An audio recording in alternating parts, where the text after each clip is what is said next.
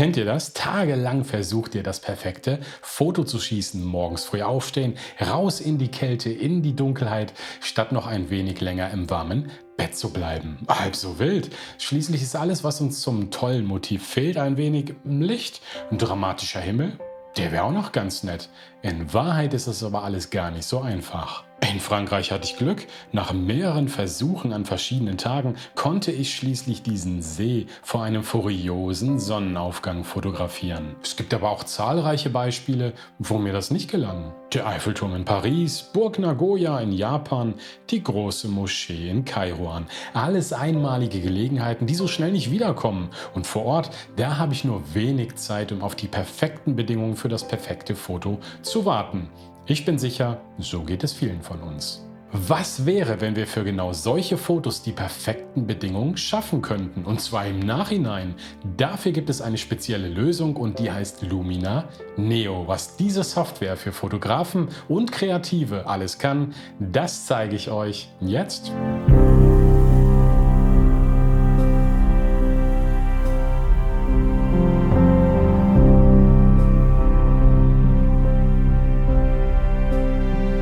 Sicher, es gibt viele Programme, mit denen ihr eure Fotos bearbeiten könnt, aber nicht viele können das, was Lumina kann, nämlich AI. Mit künstlicher Intelligenz mehr aus euren Fotos herausholen. Ich würde sogar so weit gehen zu behaupten, dass man damit aus Fotos etwas völlig Neues erschaffen kann. Nicht umsonst gibt es hier auf YouTube zahlreiche Diskussionen, ob es noch Fotografie ist, wenn man nachträglich den Himmel austauscht. Was da wirklich dran ist, das will ich jetzt herausfinden. Bevor wir jetzt in die weite Welt reisen, wähle ich ein Foto aus meiner Heimat aus. Köln im Winter 2021. Schnee haben wir übrigens nicht mehr oft in Köln, das macht dieses Foto umso wertvoller.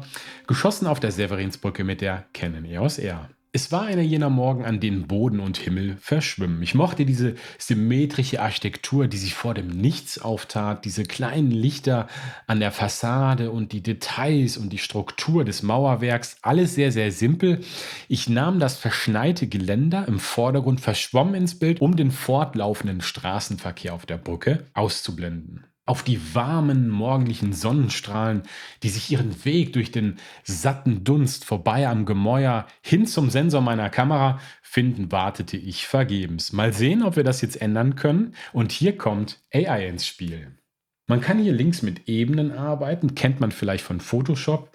Man kann aber auch rechts Effekte stapeln und das mache ich jetzt. Zuerst radiere ich weg, was mich im Foto stört, und zwar diese ganzen Kabel und Drähte, die im Himmel rumfliegen.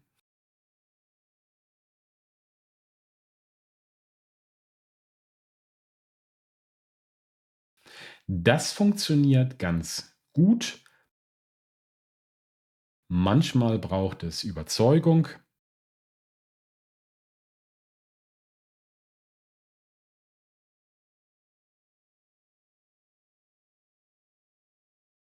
Zum Ziel komme ich aber immer.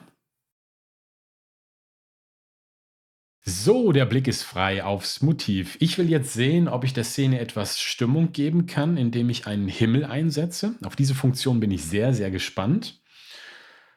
Lasst uns mal sehen, welchen Himmel wir hier nehmen können. Wie wäre es mit dem dramatischen Sonnenaufgang Nummer 5? Klingt doch genau richtig. Das ist schon erstaunlich, wie gut die Software den Bereich des Himmels im Foto erkennt und wie gut sie es schafft, genau dort den neuen Himmel einzusetzen. Einfach den Himmel tauschen, das wäre nicht genug. Schließlich müssen auch die Farben der Szene zum Himmel passen, sonst würde das Ergebnis ja nicht wirklich überzeugen. Also nehmen wir eine Neubelichtung der Szene vor, damit die Tonalität der Szene angepasst wird. Ja, und ich finde, das Ergebnis kann sich sehen lassen. Aber noch ist die Szene zu dunkel. Ich setze den Effekt Entwickeln ein und belichte das Bild stärker, füge intelligenten Kontrast hinzu und die Schatten, die helle ich explizit auf. Die Farbtemperatur insgesamt, die kühle ich etwas ab, schließlich ist es ja Winter. Als nächstes möchte ich Struktur probieren. Ich schiebe den Regler nach rechts und schon werden die Details des Mauerwerks und auch des Schnees stärker herausgearbeitet. Es ist, als würden Gebäude und Himmel betont, als würden sie in den Vordergrund treten und ja, das gefällt mir sehr gut. Verstärken klingt ebenfalls vielversprechend. Es erinnert mich an Klarheit in Lightroom. Den Himmel, den verstärken wir gleich mal mit. Und die Präsenz der Szene erhöht sich. Die duale Tonalität, die entsteht, gefällt mir sehr, sehr, sehr gut. Sie zeigt die Kälte des Winters, die durch die warmen Sonnenstrahlen harmonisch ergänzt wird. Es gibt eine weitere Funktion, die interessant klingt: Neubelichtung. Ich kann mir schon denken, worauf das hinausläuft. Ich kann hier die Helligkeit für den Vordergrund und den Hintergrund verändern. Und auch wenn das nicht die ideale Szene dafür ist, mache ich genau das. Den Vordergrund dunkel ich leicht ab und den Hintergrund, also alles jenseits des Geländers im Vordergrund, helle ich leicht auf. Das verstärkt die Tiefe und führt den Blick stärker ins Bild. Nachdem wir schon einen Himmel eingesetzt haben, den es so nicht gibt, schauen wir uns mal die Funktion Sonnenstrahlen an. Denn ich möchte diese duale Tonalität im Bild erweitern. Ich finde, die goldenen Töne schmeicheln im Winter sehr, sehr gut. Diesen Effekt will ich verstärken. Also setzen wir einfach mal eine Sonne ein. Und zwar genau dort, wo sie im Himmel auch Sinn machen würde. Und zwar in diesem abgebildeten Lichthof, knapp vorbei am Gemäuer. Ich spiele ein wenig mit den Werten herum, bis mir das Ergebnis gefällt.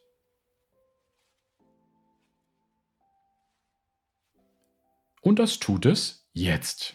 Ich bin schon fast fertig. Vielleicht ein paar letzte Optimierungen. Ich setze den Effekt Entwickeln ein. Ich mache den Schnee heller, dafür maskiere ich den Schnee. Einfach mit einem Pinsel, sodass der Effekt auch wirklich nur auf dem Schnee liegt.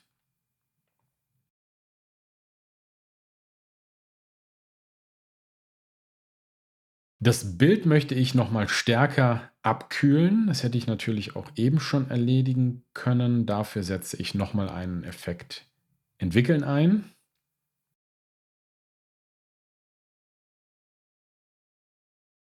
Kühl genug ist das Bild ja, aber ich finde, die Sonne, die könnte noch etwas wärmer sein, einfach um den Winter noch stärker zu kontrastieren. Das mache ich, indem ich die Farbtemperatur erhöhe. Dafür nutze ich einen weiteren Effekt Entwickeln. Ich setze als Maske einen linearen Verlauf ein, der links im Bild anfängt und etwa in der Mitte des Bildes aufhört. Das entspricht ja auch in etwa dem Verlauf der Sonne. Ja, das gefällt mir gut, sogar sehr gut. Zu guter Letzt will ich noch die Mitte des Bildes betonen. Wieder setze ich den Effekt Entwickeln ein, ziehe einen radialen Verlauffilter ein.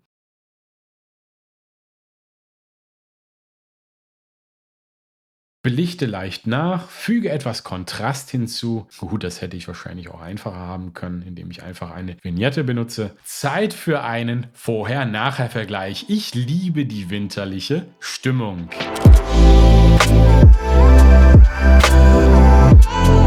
Die duale Tonalität im Bild, wie die Sonne dem Winter schmeichelt, die Klarheit der Architektur, und ich bin überrascht, dass es so leicht war, an dieses Ergebnis zu kommen. Die AI gerade beim Himmel funktioniert offenbar sehr, sehr gut, und ich finde es auch wichtig, dass die Software die Möglichkeit gibt, ja, die Plausibilität der Szene insgesamt zu erhöhen. Die Farben der Szene müssen ja auch schließlich zum Himmel passen. Das passiert schon ganz automatisch in dem Moment, wenn man den Himmel einsetzt. Man kann die Angleichung der Farben aber weiter erhöhen, wenn man das will. Ich weiß nicht, wie es euch geht, aber mir ist kalt. Zeit für warmes Wetter. Es geht nach Tunesien, und zwar direkt in die große Moschee von Kairouan. Ein wirklich beeindruckendes Bauwerk, das die Zeit überdauert hat. Die Sonne knallt, Schweiß perlt mir von der Stirn, kaum eine Wolke befindet sich am Himmel, daher haben wir harte Schatten am Boden. Immerhin habe ich das Ganze hochauflösend festgehalten mit der Sony A7R der allerersten Generation. Aber was fange ich jetzt mit diesem Bild hier an? Ich bin mir noch nicht ganz sicher, in welche Richtung das Bild gehen soll, wenn ich ehrlich bin. Daher widme ich mich zunächst dem Motiv der Moschee. Ich setze den Effekt Verstärken ein. Das lässt die Farben auf natürliche Weise kräftiger erscheinen, ganz offensichtlich. Das ist nett. Ich betone die Struktur der Oberflächen, das bietet sich in dem Bild ja an, mittels Struktur. Die vielen Details werden deutlicher und laden zum Verweilen in den verschiedenen Winkeln des Bildes ein. Jetzt will ich den Blick lenken, aber die Szene, die ist komplett überstrahlt, was kein Wunder ist, wenn man zu dieser Uhrzeit fotografiert. Ich nutze also den Effekt Neubelichtung, um die Helligkeit vorne im Bild abzusenken und in der Ferne leicht zu erhöhen, so wie wir das eben auch schon gemacht haben. Die Balance zwischen beiden Bereichen, also dort, wo vorne und hinten liegt, kann ich verschieben und wähle ihn so aus, dass mein Blick stärker zum Eingang der Moschee gelenkt wird. Diesen Versuch, den Blick ins Zentrum des Bildes zu lenken, verstärke ich, indem ich jetzt eine Vignette hinzufüge. Ungefähr so. Nun merke ich, dass ich mich der größten Schwäche im Bild nicht gestellt habe und das ist ganz offensichtlich der Himmel. Ich stelle mir gerne vor, dass ich ja alle Zeit der Welt in der Situation gehabt hätte, dass der Himmel leicht bewölkt gewesen wäre und dass ich ihn mittels Langzeitbelichtung ein wenig gestreckt hätte, um die Zeit zu verlangsamen. Aber nur ein wenig, ja, sodass man die Bewegung des Himmels noch erkennen kann. Dabei will ich den sommerlichen Charakter im Bild natürlich nicht verlieren. Es muss also immer noch ein blauer Himmel sein. Das ist übrigens ein weiterer sehr interessanter Aspekt dieser Software. Ihr könnt eigene Himmel in die Software importieren. Ihr könnt euch auch im Marktplatz des Anbieters nach verschiedenen Himmelspaketen umschauen, die ihr zusätzlich erwerben könnt, um das Leistungsspektrum eurer Software gezielt zu erweitern. Ebenso viel, wie ihr braucht. Und ich brauche jetzt Langzeitbelichtung. Und da ich das entsprechende Paket bereits habe, wähle ich einen Himmel aus, und zwar einen, der passt. Das ist Small Passage of Time 3.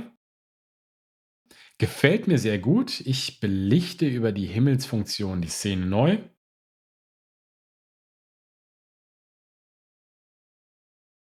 Ich will hier, dass der starke Gelbton des Gebäudes auch zum Himmel passt.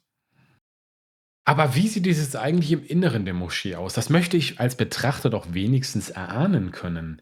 Im Moment ist das alles noch sehr dunkel. Ich probiere einfach mal den Effekt Leuchten aus, spiele mit den Werten herum. Ich maskiere den Bereich mit einem Pinsel grob, sodass der Innenbereich, in dem diese kleinen Kerzen und Lampen zu sehen sind, minimal aufgehellt wird. Wahrscheinlich hätte ich das mittels Entwickeln lösen können. Ich denke, ich ergänze das gleich nochmal.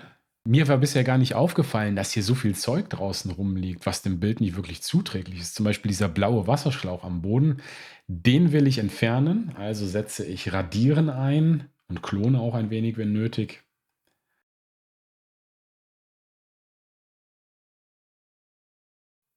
Das gelingt mir ähnlich wie bei den Kabeln eben im Bild ganz gut. Nicht auf Anhieb. Ich denke, es hat damit zu tun, ob es sich um einen punktuellen Bereich im Bild handelt oder um eine ganze Strecke, die ich wegradieren will, ja. Letzteres ist natürlich etwas herausfordernder, gelingt mir aber trotzdem ganz gut. Vielleicht habt ihr ja auch ein paar Tipps, wie man das Ganze ja schneller und eleganter lösen kann. Das Blau im Bild will ich noch etwas reduzieren. Ich mag es generell nicht so sehr, wenn Blautöne dominieren. Das Bild soll auch nicht so sehr knallen, was die Farben angeht. Das mache ich hier gezielt im Effekt Farbe, wo sich jeder Farbkanal getrennt voneinander verändern lässt. Dort wähle ich Blau aus und entsättige die Farbe. Ganz einfach. Ansonsten will ich noch kurz den Innenbereich stärker beleuchten. Schließlich ist der ja von Interesse. Da fängt die Moschee erst an. Zeit für einen Vorher-Nachher-Vergleich.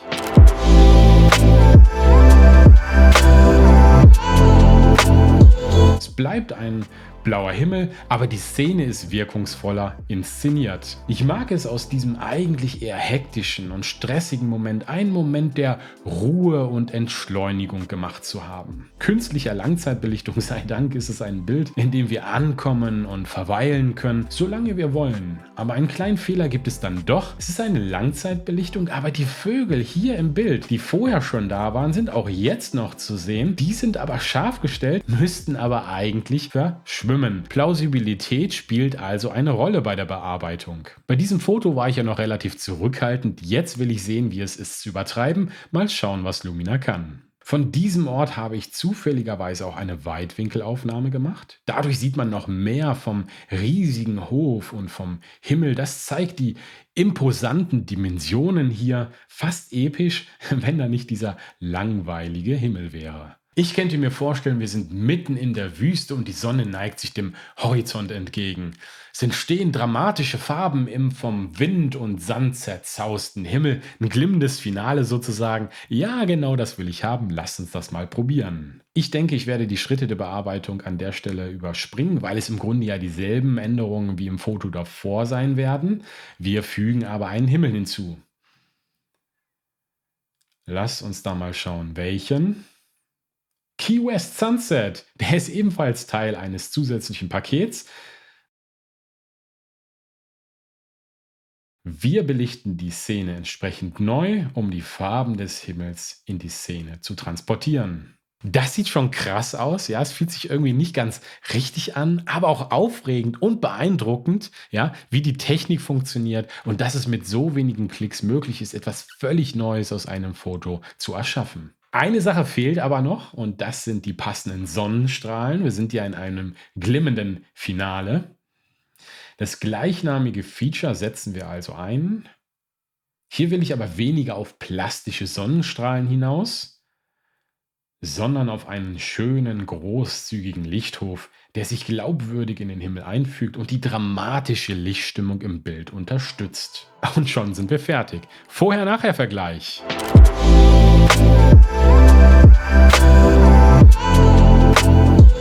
Wow, eine wirklich starke Veränderung. Sehr stark. Ich finde das sehr überzeugend. Ich bin schon fast am Schwitzen.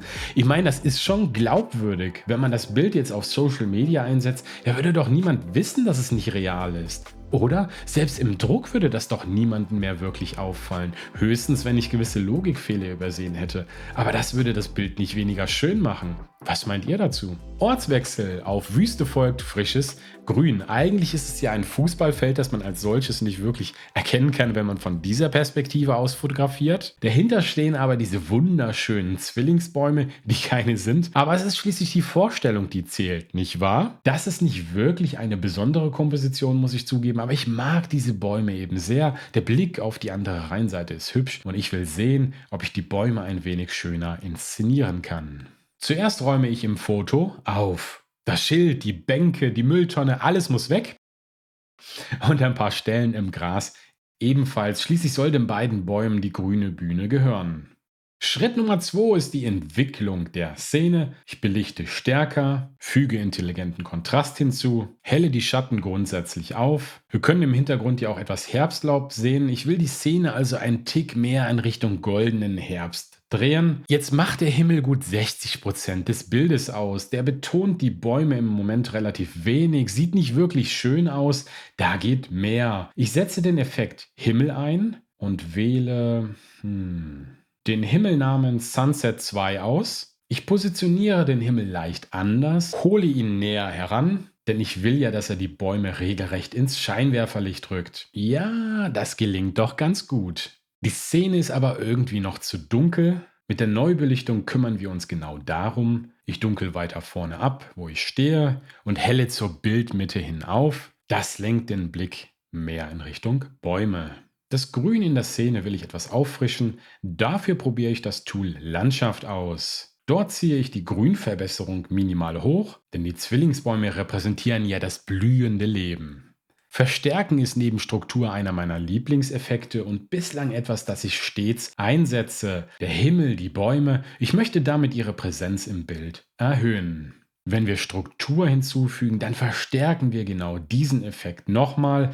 Die Bäume werden plastischer und noch interessanter. Die Bühne ist sozusagen bereit, aber die Bäume sind mir noch zu dunkel. Die möchte ich stärker entwickeln. Genauer gesagt, das Laub der Bäume. Ich setze dafür den Effekt Entwickeln ein und ziehe als Maske einen Radialfilter auf. Oder ich male das Laub einfach per Hand mit einem Pinsel an. In dem Fall macht es wahrscheinlich Sinn, den Bereich dann manuell wieder von der Maske auszuschließen, der den Himmel zeigt. Sonst würden wir diesen teilweise zu sehr mit aufhellen. Dann füge ich Belichtung und Kontraste hinzu.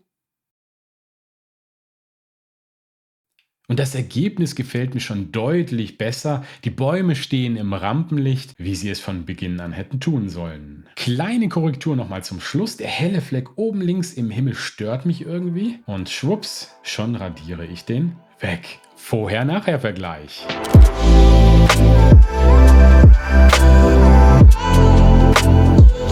Oh, wie Tag und Nacht, oder? Da ist gut was passiert. Und obwohl es im direkten Vergleich nach viel Bearbeitung aussieht, finde ich das Ergebnis aber nicht zu viel. Es ist lebendig, hell, freundlich, einladend, nichts stört die Bühne, man darf die Bäume und ihre Präsenz genießen und so etwas von ihrer Ruhe und Kraft abgewinnen. Was sagt ihr? Zu viel oder genau richtig? Bis hierhin hatten wir Architektur, wir hatten Natur.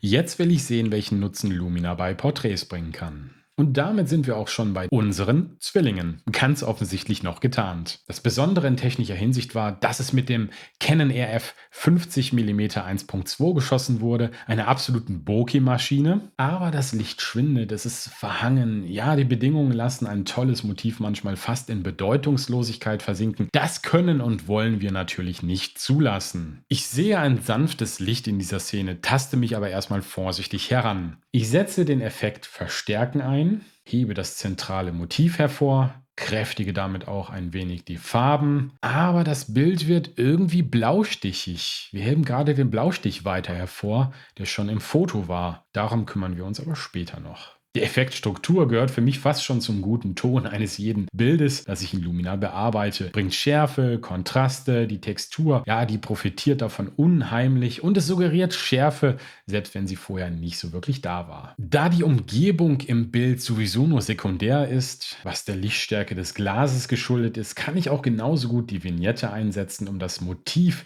Zwillinge im Bauch zu betonen. Gesagt, getan, aber nur ganz leicht. Das Motiv selbst liegt mir aber immer noch zu sehr im Dunkeln. Also maskiere ich es. Ich helle die finale Maske auf, füge Kontraste hinzu, hebe die Weißtöne hervor, denn sie möchte ja schließlich strahlen in diesem besonderen Moment, nicht wahr? Die Farbtemperatur hebe ich auch etwas an, vielleicht später noch etwas mehr, je nach Himmel natürlich, den wir noch auswählen müssen für diese Szene. Ach, lasst uns das gleich jetzt machen, den Blaustich loswerden. Ich wähle den Effekt Farbe aus und im Untermenü werde ich gezielt den Farbstich los. Probieren wir mal die künstliche Intelligenz für Gesichter aus. Das ist ja prädestiniert für Porträts. Ich will hier nur das Gesicht gezielt aufhellen, aber ich will nicht wieder akribisch Masken selbst zeichnen. Alles, was ich hier mache, ist den Schieberegler ein wenig nach rechts schieben und siehe da, nur das Gesicht wird effektiv aufgehellt. Genauso wie es sein soll. Das funktioniert wirklich gut. Was mache ich jetzt aber mit dem Himmel? Normalerweise würde ich den so lassen, wie er ist, aber ich will sehen, was ich mit Lumina anstellen kann. Schauen wir mal in die Liste der Himmel. Dramatic Sky 4. Der gefällt mir spontan sehr gut. Er setzt einen warmen Lichtakzent rechts im Bild und entspricht damit ungefähr dem eigentlichen Lichtverlauf im Foto. Er passt auch sehr gut zu meiner Vorstellung. Ich wollte ja ein sanftes Licht im Bild haben. Ein Hauch von Wärme passt ebenfalls sehr gut, denn dieses Bild ist ja erfüllt von Hoffnung. Stärke und Sättigung der Neubelichtung ziehe ich immer recht hoch, damit Szene und Himmel auch gut zueinander passen. So wird das Ergebnis einfach plausibler. So können wir das aber natürlich nicht lassen, denn das Foto haben wir mit Blende 1.2 geschossen und ein scharf gezeichneter Himmel passt dazu nicht. Also nutzen wir die Option Defokus. Den Wert stelle ich relativ hoch, so passt der Himmel schließlich zum eigentlichen Schärfeverlauf im Foto. Sieht schon ganz gut aus, plausibel. Es schmeichelt und es unterstreicht die Stimmung. Jetzt will ich noch ein paar Farbakzente setzen. Ich wähle den Effekt Farbe aus, gehe in den Bereich HSL, dort auf Sättigung. Rot stelle ich etwas höher und schon werden die Mütze und die Lippen im Bild betont und das Blau entsättige ich noch einmal mehr. Neubelichtung habe ich vergessen, das holen wir jetzt nach. Vorne dunkel, Motiv heller und die Grenze zwischen diesen beiden Bereichen lege ich so, dass der Blick eben zum Motiv gelenkt wird. Ich finde, der Szene könnte noch etwas mehr warmes Licht gut stehen. Das müsste dann aber rechts ins Bild kommen, sodass etwas warmes Licht auf dem Bauch und das Gesicht fällt. Also nehme ich den Effekt Entwickeln hinzu. Ich belüchte ein wenig mehr, stelle die Farbtemperatur hoch und ich maskiere dann mit einem linearen Verlauf das Bild so, dass das warme Licht von rechts ins Bild fällt und ungefähr bis zur Mitte des Bildes geht. Und damit ist das Bild für mich fertig. Vorher-Nachher-Vergleich.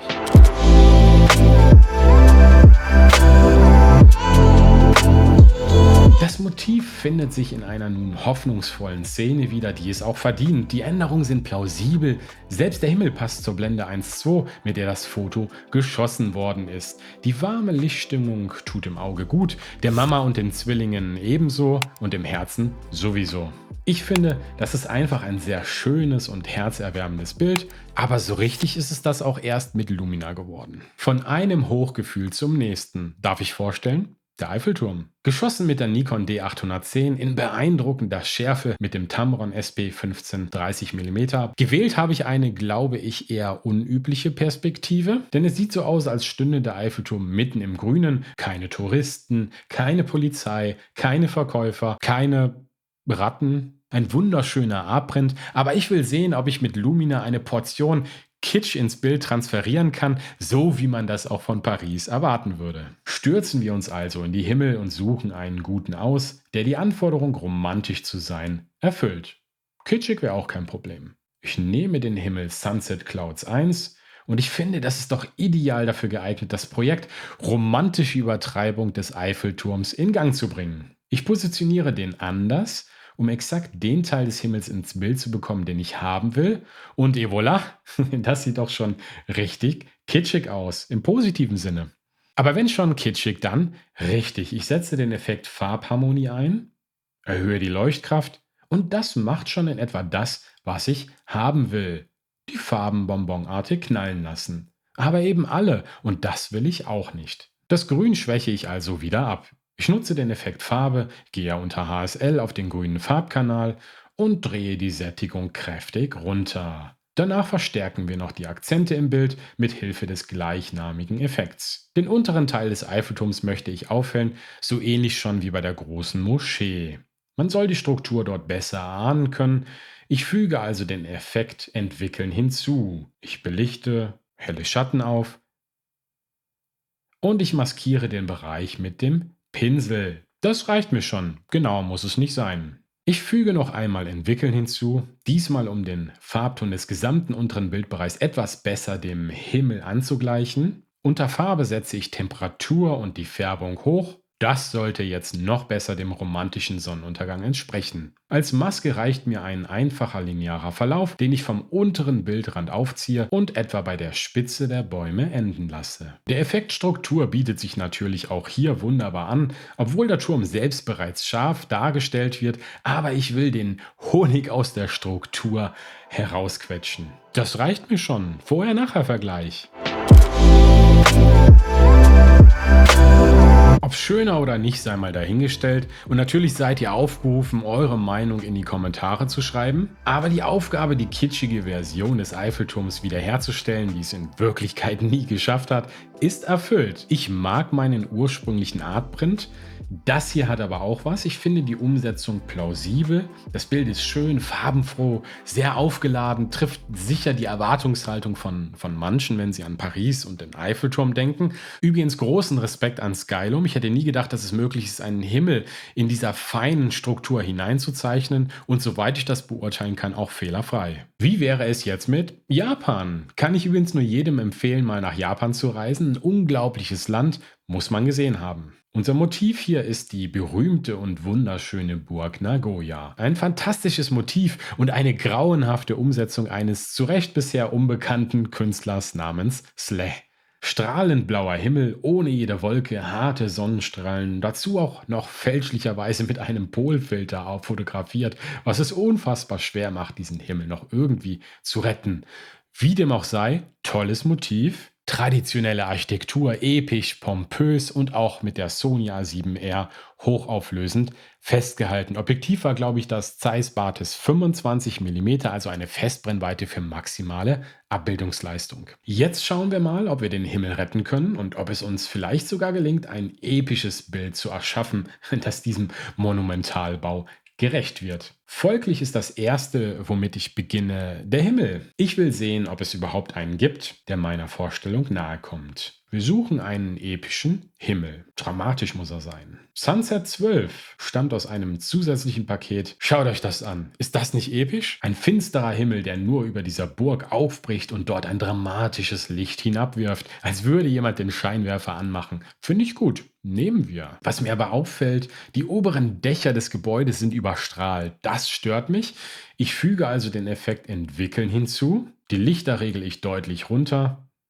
Und ich maskiere den Effekt mittels Pinsel nur dort, wo das Bild überstrahlt ist. In dem Fall macht es wieder Sinn, den Himmel nachträglich auszusparen, sodass ihr den nicht aus Versehen mit abdunkelt. Ach so, ich maskiere ebenfalls den Bereich rechts unten im Bild, dort wo das Licht super hart auf die Wände trifft. Das schwächt das Sonnenlicht ganz gut ab. Verstärken belebt das Motiv. Struktur prägt die Details im Holz und in den Dächern aus. Das Bild gewinnt an Präsenz. Um jetzt den Blick ein wenig mehr in Richtung Bildmitte zu lenken, füge ich eine Vignette hinzu. Im Himmel stört mich dieser bläulich-lilafarbene Touch. Vor allem in der Ecke oben rechts. Das nehme ich mit dem Effekt Farbe gezielt heraus. HSL öffnen, dann auf Sättigung, dort blau und lila zurückdrehen. Cyan könnte ich etwas hochstellen, um die Dächer zu betonen. Ja, die Farbseuche ist weg, schon viel besser. Ich finde den Dachbereich immer noch zu überstrahlt und bin damit nicht ganz glücklich. Ich werde nochmal den Effekt Entwickeln anwenden, stelle die Belichtung und die Lichter etwas runter, maskiere wieder den Dachbereich, der zu hell ist, spare, wenn nötig, den Himmel aus. Und auch wenn ich nicht ganz hundertprozentig zufrieden bin mit diesem Überstrahlen im Bild, das kriege ich nicht ganz raus, mache ich hier einen Stopp und widme mich der Sonne selbst. Ich öffne den Effekt Sonnenstrahlen, platziere das Sonnenzentrum möglichst links an den Spitzen der oberen Dächer. Das entspricht auch der Öffnung im Himmel. Ich verändere die verschiedenen Parameter so, dass das Ergebnis dem entspricht, was ich mir auch vorstelle. Die Temperatur der Sonne und der Sonnenstrahlen gleiche ich ein wenig an, um dem gezeichneten Licht im Himmel zu entsprechen. Und auch wenn die Sonne und der Verlauf der Strahlen jetzt nicht ganz dem reellen Einfallswinkel des Lichts im Originalfoto entspricht, ich lasse den Entwurf jetzt einfach mal so stehen, wie er ist. Vorher-Nachher-Vergleich.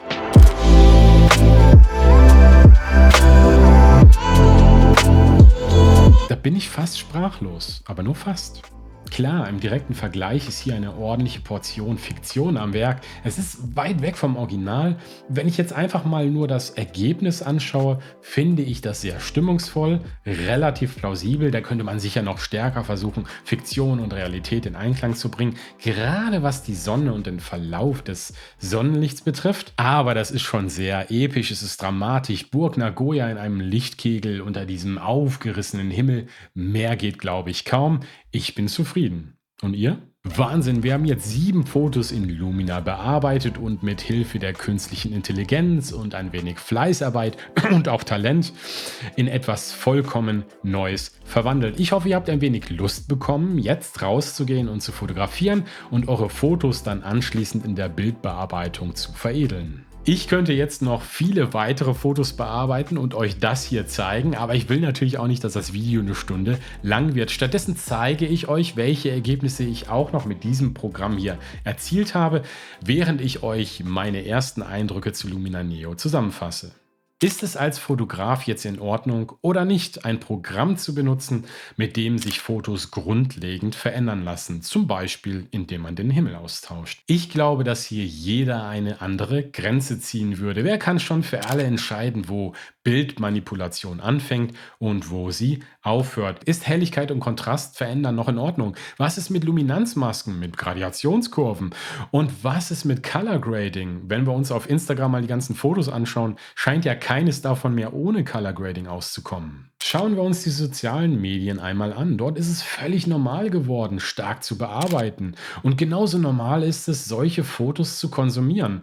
Offensichtlich gibt es dafür also einen Markt und das ist ja auch nichts Schlimmes. Genauso wenig, wie es auch nicht schlimm ist, wenn man sagt, ich möchte meine Fotos nicht so stark bearbeiten. Die klare Antwort auf die Frage ist doch, dass es die eine Wahrheit nicht gibt. Geschmäcker sind verschieden, sie ändern sich mit der Zeit und der technische Fortschritt erlaubt es uns, immer wieder neue Dinge zu tun, die wir vor vielen Jahren so noch nicht hätten tun können. Dasselbe gilt ja auch für Kameras. Aber wo ziehst du deine Grenze? Würdest du Lumina einsetzen oder findest du, dass man Fotos grundsätzlich nicht so sehr bearbeiten sollte, weil sie die Realität widerspiegeln sollten? Ich will Lumina aber nicht auf diese eine moralische Frage reduzieren, denn Lumina kann so viel mehr und hat viel mehr Anerkennung verdient. Denn ich habe selten ein Programm gesehen, das so viel Innovation in sich vereint. Es kommen sogar regelmäßig neue Funktionen hinzu. Schon allein aus Gründen der Neugier war es wichtig für mich, Lumina auszuprobieren. Und ich bin sehr gespannt, wo uns die Zukunft hinführen wird. Es gibt zwei starke Gründe aus meiner Sicht, Lumina Neo auszuprobieren. Ich kann Bildbearbeitung weiterhin so betreiben wie bisher, aber mit Lumina Neo eben sehr viel schneller und einfacher und komfortabler Ergebnisse erzielen. Ich kann aber auch meine Fotobibliothek entrümpeln. Plötzlich lassen sich dort echte Juwelen finden. Fotos, die bisher vielleicht nicht gut genug waren, die sich jetzt aber in aufregende, einzigartige Bilder verwandeln lassen. Perfekte Bedingungen nachträglich erschaffen, um das perfekte Foto zu erzielen, das ist sicherlich eine Stärke dieses Programms. Doch welche Möglichkeiten gibt es, wenn ich Lumina ausprobieren will? Es gibt ein Abo-Modell oder man kauft eine lebenslange Version. Das finde ich schon mal gut, dass man die Wahl hat. Es gibt außerdem Extension Packs und einen Marketplace. So kann man den Funktionsumfang der Software Stück für Stück erweitern und an die eigenen Bedürfnisse anpassen. So wie ich es verstanden habe, lässt sich Lumina als eigenständiges Programm installieren oder als Plugin für beispielsweise Lightroom oder Photoshop. Was sind meine Highlights, bevor ich zu den negativen Dingen komme? Die Bedienung ist einfach und intuitiv. Ich habe mir keine Tutorials oder Anleitungen durchgelesen, sondern einfach drauf losgeklickt und dafür recht ansehnliche Ergebnisse hinbekommen. Ich finde, es ist kinderleicht, schnell zu erstaunlich guten Ergebnissen zu bekommen. Ich meine, man kann den Himmel buchstäblich mit einem Knopfdruck austauschen. Es ist fast wie Fotobearbeitung to go.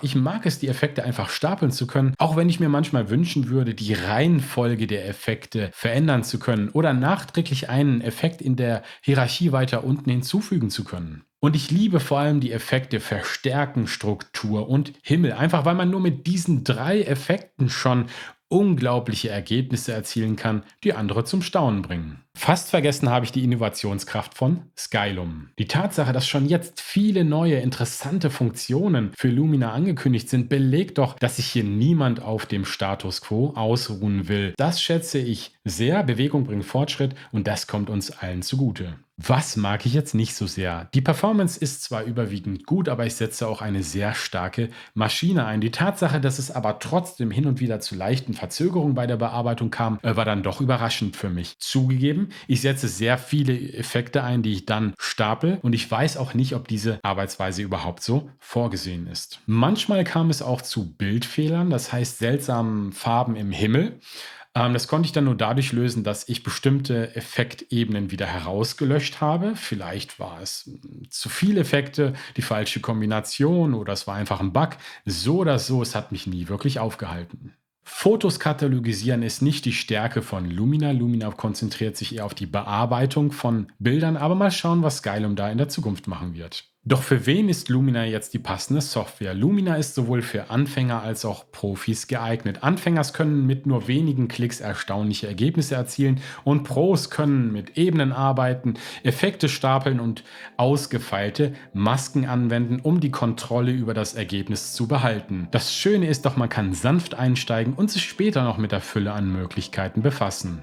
Landschafts- und Porträtfotografen profitieren von Lumina stark, denn tolle Landschaftsfotos sind von interessanten Lichtbedingungen abhängig. Es ist aber Glückssache, ob Licht und Himmel gerade passen. Beides kann man aber mit Lumina problemlos ändern. Porträtfotografen brauchen nicht mehr so viel Zeit in die Nachbearbeitung investieren, Gesichter aufhellen, Hautretusche.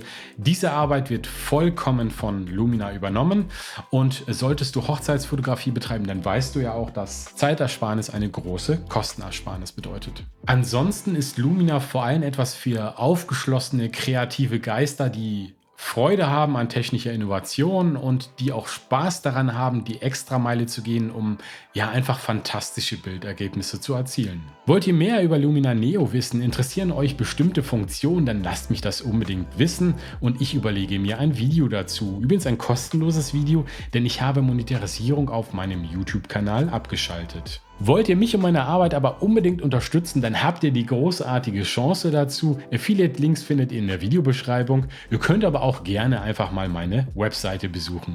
Bist du der Meinung, mein Kanal hätte mehr Aufmerksamkeit verdient, dann gib diesem Video unbedingt einen Daumen hoch und teile es mit der ganzen Welt.